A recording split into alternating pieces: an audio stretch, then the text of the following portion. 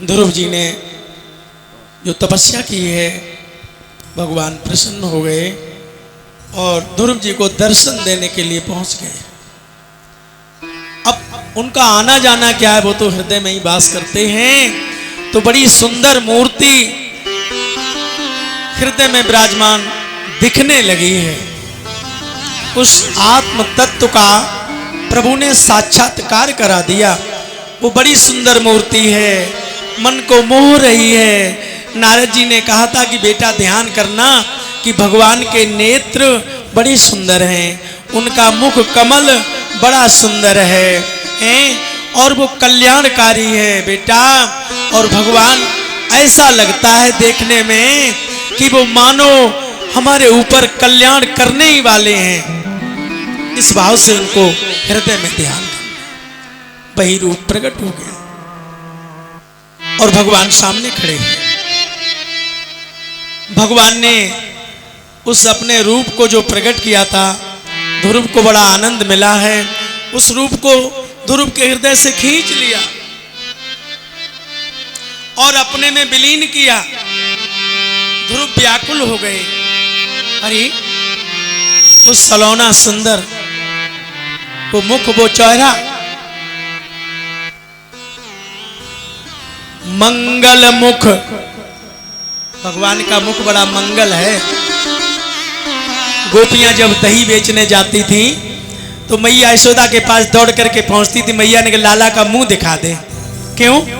अरे इसके मुंह देखने से मेरा सब माखन दही बिक जाता है, अच्छी कीमत मिल जाती है, मेरा शुभ हो जाता है। मैया तेरा लाल बड़ा मंगल मुख, मंगल लाल, मंगल बदन, मंगल सब हाल। और मैया, संतों ने, विद्वानों ने भी कहा है कि मंगलम भगवान विष्णु, मंगलम गरुड़ध्वजा, मंगलम पुंडरीकाक्षं, मंगलाय तनोहरि। तेरे लाल के दर्शन हो जाते हैं तो मैया, और जब लौट के आती तो कहती है, बड़ी खुशी मनाती है, मैया देख मेरा माखन भी अच्छा बिक गया और दूध दही भी अच्छा बिक गया, और वापिस आई तो धौरी गैया बछड़ा सू ब्याई पाई। इतना मंगल मुख है भगवान का। ऐसे भगवान मंगल हैं। तो आज वो मंगल दर्शन ध्रुव जी के हृदय से निकल गए, लेकिन व्याकुल होकर नेत्र खोले तो देखें वही सामने है भगवान। क्या स्वरूप है भगवान का? शांताकारम भुजगशयनम पद्मनाभम सुरेशम विश्वाधारम गगन सदृशम मेघवर्णम शुभांगम लक्ष्मीकांतम कमल नयनम योगी विध्यान गम्यम वंदे विष्णु भववैहरम सर्वलोकैक नाथम।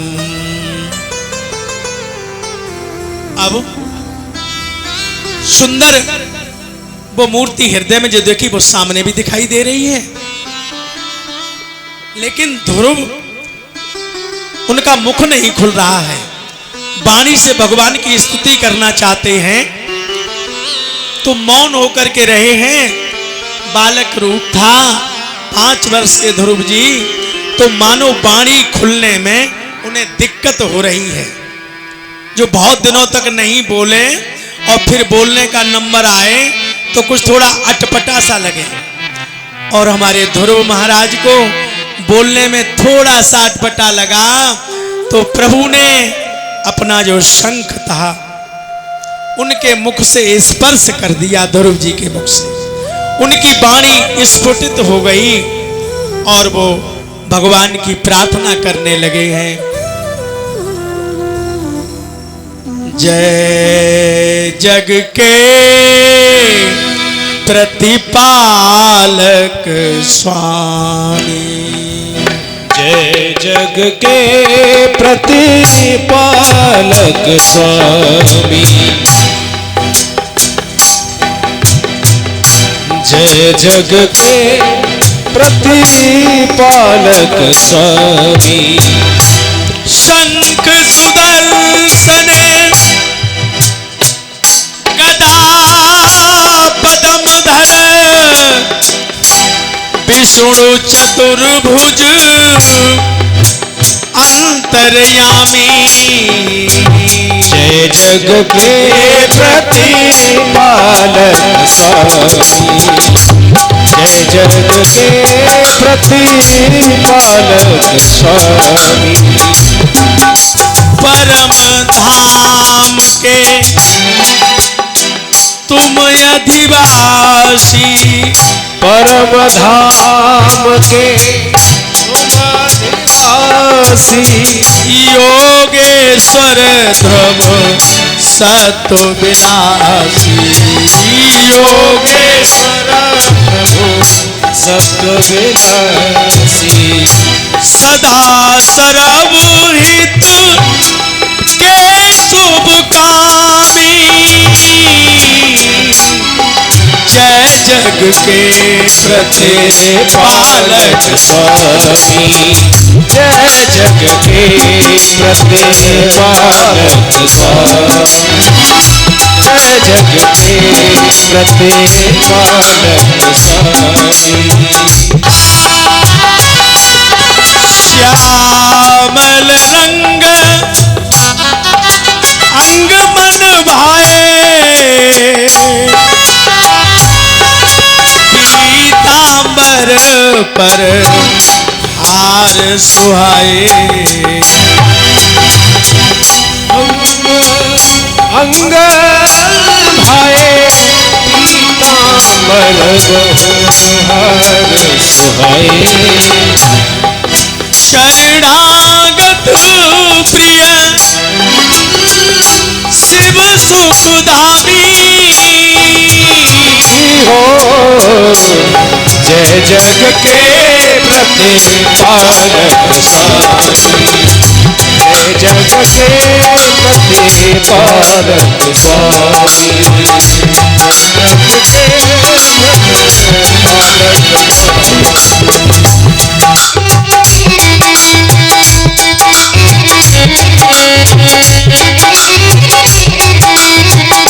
वो जब से सामने था पकड़ा मैंने हाथ, हो गई मेरी बल्ले बल्ले। जब से सामने था पकड़ा मैंने हाथ, हो गई मेरी बल्ले बल्ले। हो गई मेरी बल्ले बल्ले, हो गई मेरी बल्ले बल्ले। जब से सामने था पकड़ा मैंने हाथ, हो गई मेरी बल्ले बल्ले। जब सामने था पकड़ा मैंने हाथ, हो गई मेरी बल्ले बल्ले। जय जग के प्रतिपालक स्वामी, जय जग के प्रतिपालक स्वामी। बोलिए संत भगवान की जय। ध्रुव महाराज ने भगवान के दर्शन किए हैं और इस तरह से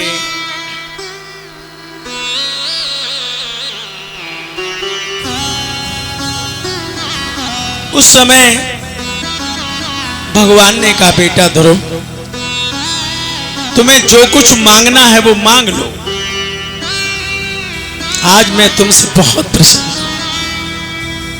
तुमने इस 5 वर्ष की अवस्था में ही देखिए, जीवन में बताया गया तो यह है कि वास्तव में बाल्यावस्था में ही भजन कर लेना चाहिए। तो ध्रुव का उपदेश हमें लेना चाहिए, प्रहलाद का उपदेश मिलता है। और किसी तरह बचपन अगर निकल गया तो जवानी मत निकलने दो यार। प्यारे जवानी को संभाल लो। मीरा ने जवानी में ही अपने कृष्ण को लुभा लिया था। मेरे तो गिरधर गोपाल दूसरे ना कोई। और फिर ये भी जवानी निकल गई, वृद्धावस्था आ गई। तो जवानी, बचपन और भजन की बात चलती है तो कह देते हैं अरे अभी भजन की कोई जरूरत नहीं है।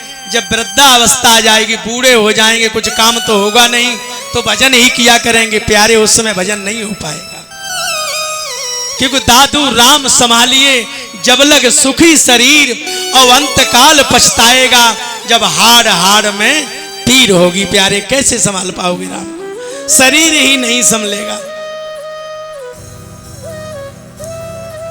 और बताया है कि बता दे यार जिस दिन मौत का पैगाम आएगा। क्योंकि हम ये बहाना ही तो कर रहे हैं कि बुढ़ापे में भजन कर लेंगे। ये बहाना कब तक करते रहोगे? मौत आएगी तो क्या बहाना चल जाएगा वहां? और वो तो कभी भी आ सकती है। बता दे यार जिस दिन मौत का पैगाम आएगा, कहेगा क्या, करेगा क्या, बहाना क्या बनाएगा। उस समय भी कह देना, जब मौत आ जाए तो कह देना, बहाना बनाने में तो हम लोग बड़े माहिर हैं। उस समय भी कह देना अभी कुछ काम बाकी है, अभी लौट जाओ, अभी मेरा काम पड़ा हुआ है, बहुत बाकी है काम। उस समय भी कह देना अभी कुछ काम बाकी है, पड़ा है लेना देना बहुत, बाद में लड़के की शादी है। अभी मत आओ, अभी हम नहीं जा पाएंगे, मौत को लौटा दीजिए। पड़ा है लेना देना बहुत, बाद में लड़के की शादी है। तो क्या इतना कदा रुक जाएगी, टल जाएगी? नहीं। अरे जब तेरी डोली निकाली जाएगी, बिन मुहूर्त के उठा ली जाएगी, कोई मुहूर्त नहीं देखा जाएगा। तेरी हाँ बिनती कुछ बात चलेगी नहीं। पड़ा है लेना देना बहुत, बाद में लड़के की शादी है। अरे तुम्हारी ये चापलूसी बेईमानी चल नहीं सकती, हमारा कुछ भी बिगड़ जाए मगर कजा टल नहीं सकती। और तेरी बीती जाती धीरे धीरे सारी उम्र, तेरी बीती जाती धीरे धीरे सारी उम्र तेरी बीती जाती, धीरे धीरे सारी उम्र तेरी बीती जाती, धीरे धीरे। कुछ कर ले फिकर,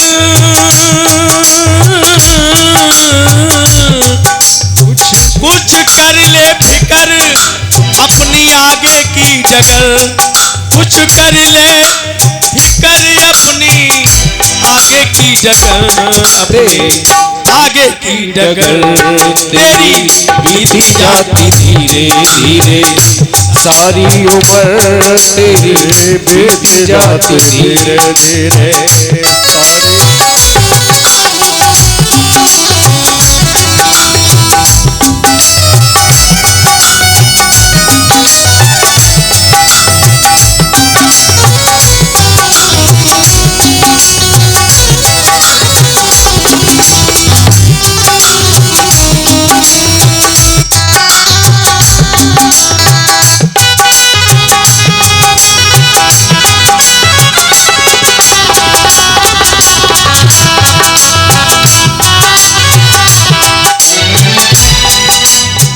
बोलिए श्रीमद् भागवत महापुराण की जय।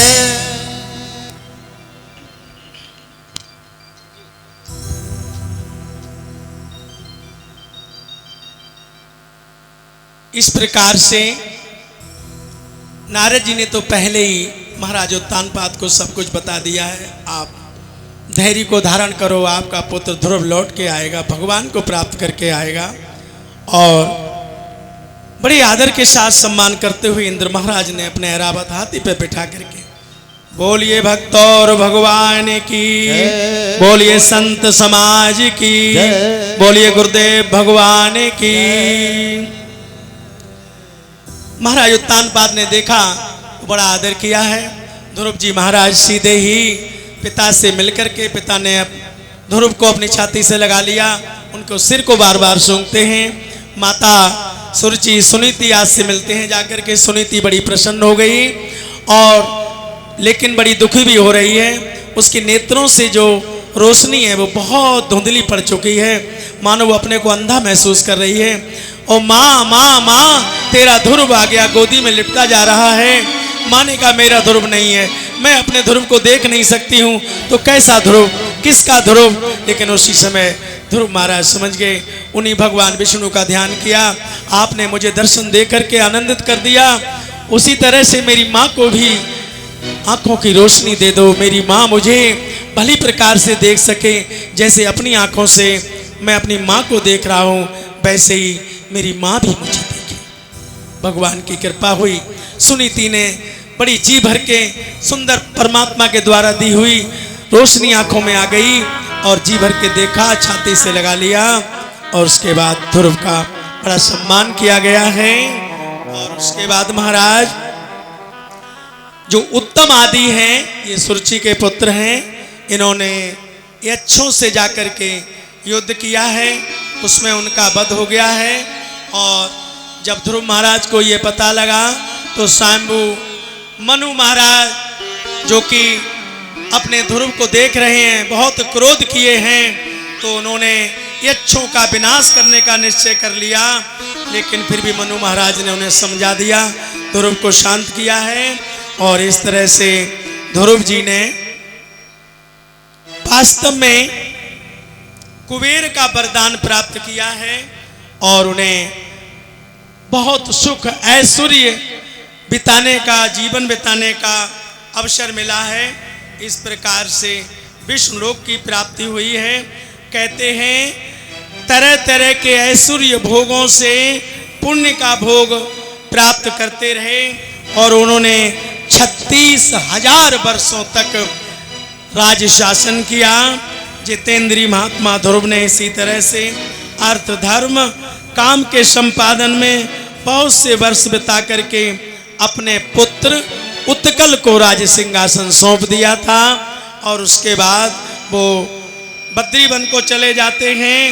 वहाँ उन्हें तपस्या करने की क्या जरूरत थी, वहाँ तो उनका पहुँचना ही था और उनके लिए सुंदर विमान आया, लेकिन वो पार्षदों से मना कर देते हैं। कहते हैं नहीं भैया, मेरी माँ, मैं अपनी माँ सुनीति को छोड़ करके नहीं जाऊंगा। तो उन्होंने कहा ध्रुव जी, वो सामने जो आगे विमान जा रहा है उसमें आपकी माँ बैठी हुई हैं, आप जल्दी चलो। तो ध्रुव जी उस तरह से नंद और सुनंद जो भगवान के पार्षद हैं, वो शीघ्र ही उसी सिंहासन पे बैठ करके चले जाते हैं। आज भी ध्रुव महाराज, बोलिए भक्त और भगवान की। उत्तर दिशा में ध्रुव तारे के नाम से अपनी जगह पर अटल है। ऋषियों ने उनका नाम ही ध्रुव इसीलिए रखा था कि ध्रुव माने अटल होता है। मैं तेरे बिना पल ना रहूं, मैं तेरे बिना पल ना रहूं। मीठी मीठी तालियों के साथ सभी आनंद ले। और मुझे ऐसी लगन तू लगा दे, मैं तेरे बिना पल ना रहूं। मुझे ऐसी लगन तू लगा दे, मैं तेरे बिना पल ना रहूं। मैं तेरे बिना पल ना रहूं, मैं तेरे बिना पल ना रहूं। हो मुझे ऐसी लगन तू लगा दे, मैं तेरे बिना पल ना रहूं। मुझे ऐसी लगन तो जय हो, मैं तेरे बिना पल ना रहूं।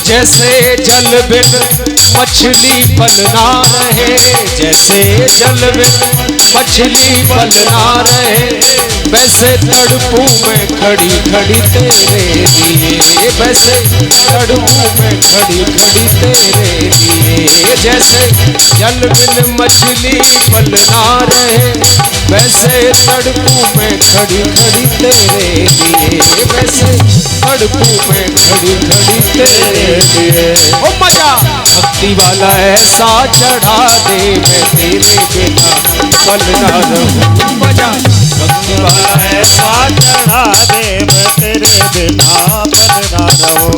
ओ मैं तेरे बिना पल ना रहूं, हो मैं तेरे बिना पल ना रहूं। मुझे ऐसी लगन तू लगा दे, मैं तेरे बिना पल ना रहूं।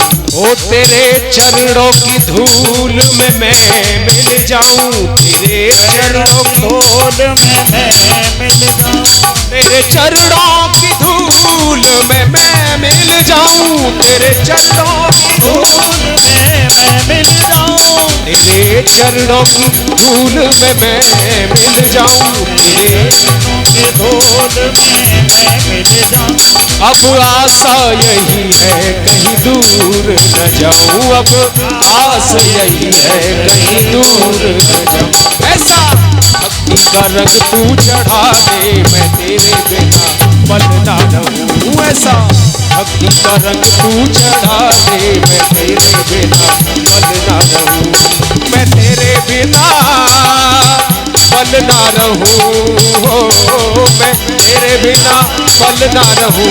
मुझे ऐसी लगन तू लगा दे, मैं तेरे बिना पल ना रहूं। मुझे ऐसी लगन तू लगा दे, मैं तेरे बिना पल ना। बोली श्रीमद् भागवत महापुराण की जय हो।